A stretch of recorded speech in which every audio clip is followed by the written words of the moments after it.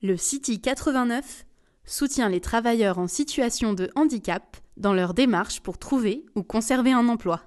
Retrouvez votre programme avec l'agence de communication Subotaï, partenaire officiel de la télé de Lyon.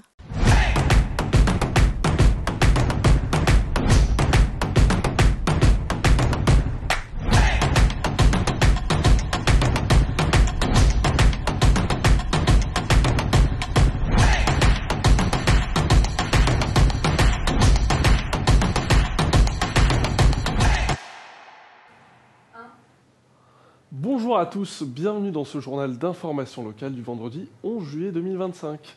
Cette semaine, vous avez été plus de 9600 à nous suivre. Toute l'équipe vous remercie. Ce JT est diffusé en différé sur YouTube et Facebook, alors n'hésitez pas à nous suivre sur ces plateformes pour ne rien rater. On commence ce journal par votre sommaire.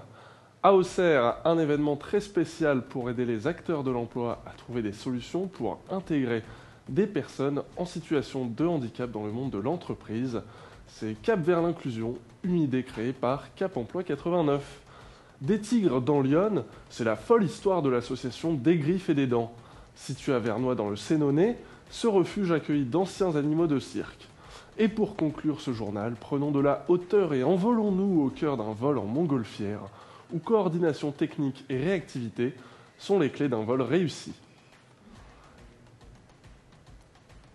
Mais pour commencer ce journal, cap sur Auxerre, où s'est tenu le 12 juin dernier dans les locaux de Cap Emploi, Cap vers l'inclusion. Une journée entièrement dédiée au travail et au handicap, pensée pour rapprocher les acteurs de l'emploi autour de l'inclusion professionnelle. Un reportage signé Quentin Grasset et Marine Boblic. Cap vers l'inclusion est une table ronde centrée sur le handicap au travail. L'événement a permis de mettre en lumière les différents dispositifs qui peuvent être mis en place pour soutenir les travailleurs handicapés. David Sautreau, directeur de Cap Emploi, était sur place pour mettre en lumière l'événement. Alors aujourd'hui, dans nos locaux, on accueille un certain nombre d'entreprises, de partenaires et de collectivités pour un événement, le premier événement qu'on a voulu organiser avec l'équipe, avec différents ateliers sur différents sujets autour du handicap au travail. Voilà, donc la journée est intitulée Cap vers l'inclusion, qui se veut une journée de partage d'expériences et de différents apprentissages pour toujours essayer de faire un petit peu mieux sur ce sujet qui est un vrai sujet de société. Mais David n'est pas la seule personne présente sur le lieu. Jérémy Goubel, psychologue du travail et conseiller vers l'emploi, explique la façon dont l'association City exécute ses missions de retour à l'emploi. Donc l'association City porte le Cap Emploi 89 qui a principalement deux missions. Donc une mission d'insertion professionnelle pour les personnes en situation de handicap. Donc en fait moi c'est ce que je fais au niveau de l'Auxerrois. On accompagne donc des personnes qui sont inscrites à France Travail et qui ont donc une reconnaissance de travail handicapé. Et donc on les aide soit dans le cadre d'une reconversion professionnelle, donc à se reconvertir via une formation ou alors dans le cadre d'une recherche directe d'emploi, à les aider à trouver un métier qui est en adéquation avec leurs restrictions liées à leurs problématiques de santé. Cap Emploi ne se contente pas d'aider à la réinsertion. Elle aide aussi à maintenir l'emploi de certaines personnes en situation de handicap, à travers des missions précises. Ce maintien à l'emploi, il est entre autres aidé par l'installation d'équipements spécialisés. Alors là, vous êtes dans le showroom. Du coup, on a illustré les différents types de handicap par le biais de moyens de compensation. Donc vous pouvez observer différents moyens de compensation par typologie de handicap. Et on est là pour montrer aux personnes comment ça fonctionne et un peu faire de la sensibilisation au handicap en même temps. Vous avez un poste industriel, des moyens de compensation sur les troubles du neurodéveloppement, le handicap psychique également, auditif, visuel, et on a au fond de la pièce un poste typique bureautique standard par rapport à la compensation qu'on peut faire en entreprise. Ces multiples pièces d'équipement sont parfois ce qu'il manque pour maintenir le poste de quelqu'un en situation de handicap. De nos jours, il est plus aisé de penser à tendre une main à son prochain, mais les mains tendues sont encore quelque chose de récent. Cette innovation et ce matériel en sont la preuve. Les démarches inclusives sont la clé de l'avenir du monde du travail.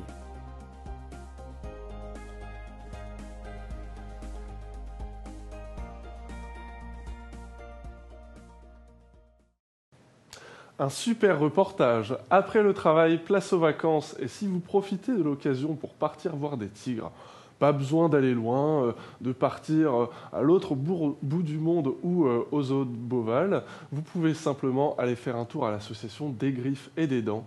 Situé à Vernois dans le Sénonais, ce refuge accueille d'anciens animaux de cirque, dont des tigres et des lamas. Un reportage signé Léo Agopian et Marine Boblic.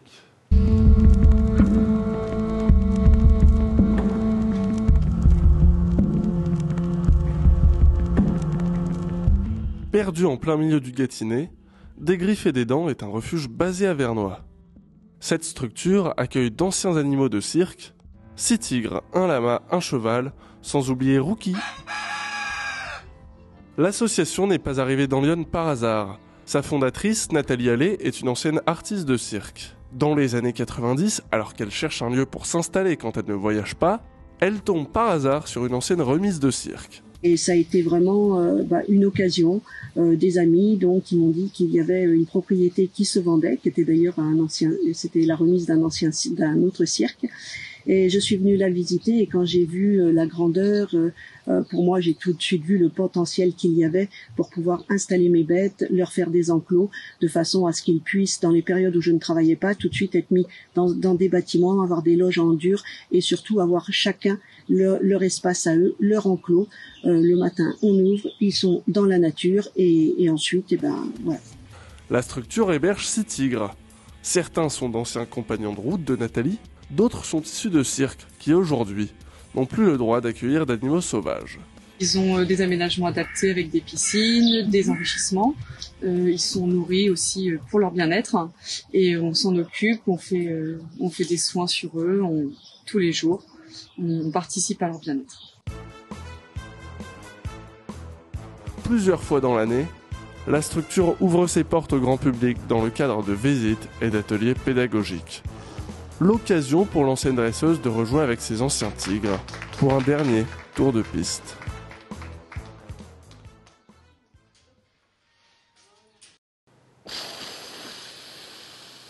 Excusez-moi, j'étais parti à Vézelay découvrir les métiers de la montgolfière où coordination, technique et réactivité sont les clés d'un vol réussi.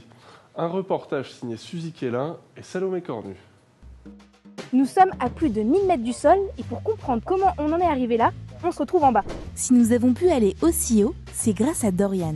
Alors du coup, tu es aéronaute, est-ce que tu peux nous en dire plus sur ce métier ?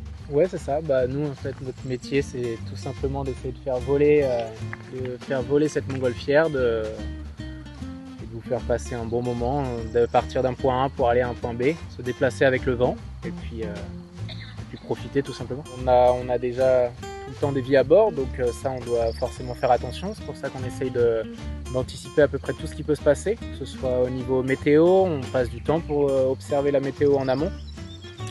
Et puis on choisit toujours un terrain de décollage qui va nous permettre de faire un vol assez sympa, mais aussi et surtout de pouvoir viser une zone d'atterrissage propice pour éviter de terminer le vol en plein milieu d'une ville ou en plein milieu d'une forêt ou d'atterrir de nuit. Un métier saisonnier, ici pratiqué d'avril à fin octobre.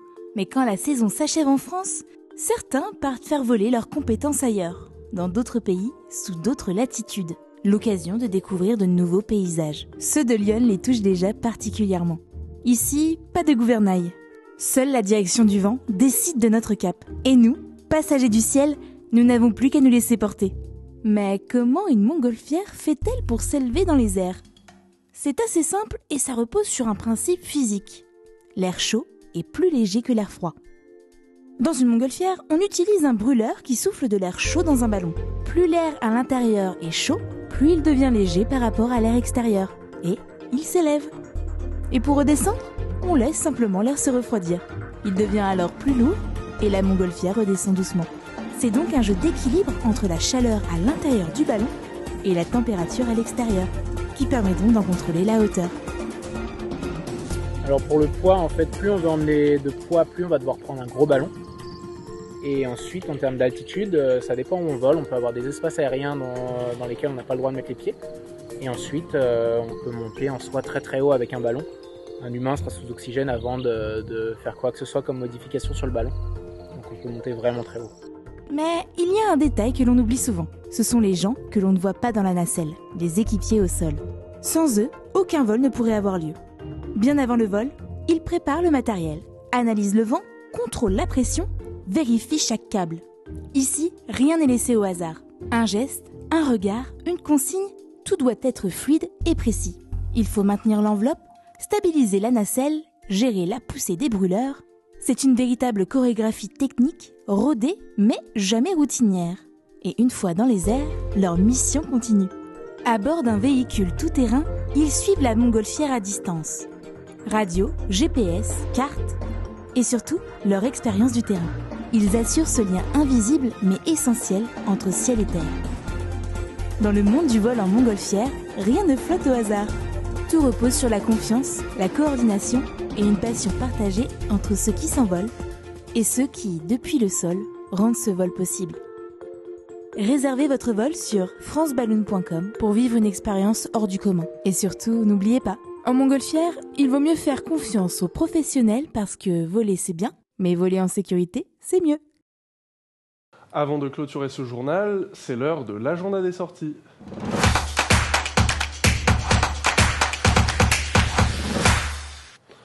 On commence cet agenda des sorties par le vernissage d'une exposition qui se tiendra le samedi 12 juillet de 17h30 à 20h30 à l'église de Thury.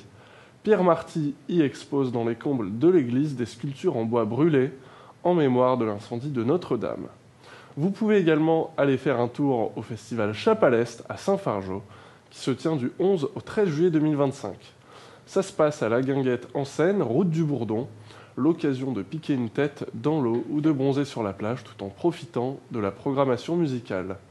Vous pouvez également visiter l'exposition de Virginio Vona qui se tient au CRAC, ou CRAC, de Fontenoy à partir du 11 juillet. À l'ère des humanoïdes, c'est le nom de l'exposition. L'artiste auteur de bande dessinée y expose ses peintures.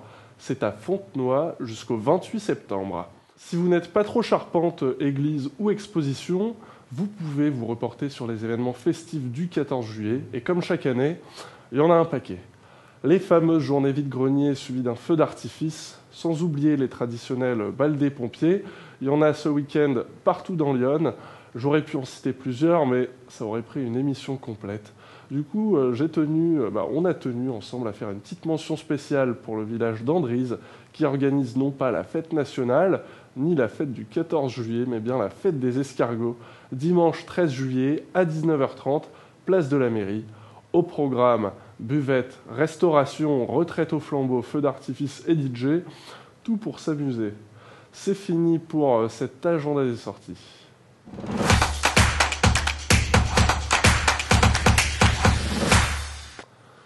Merci à Suzy, Quentin et Marine à la technique. Merci à vous également d'avoir suivi ce journal d'information locale.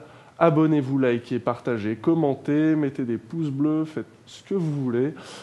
Passez un bon week-end ou de bonnes vacances pour les chanceux. On se retrouve la semaine prochaine pour de nouveaux contenus.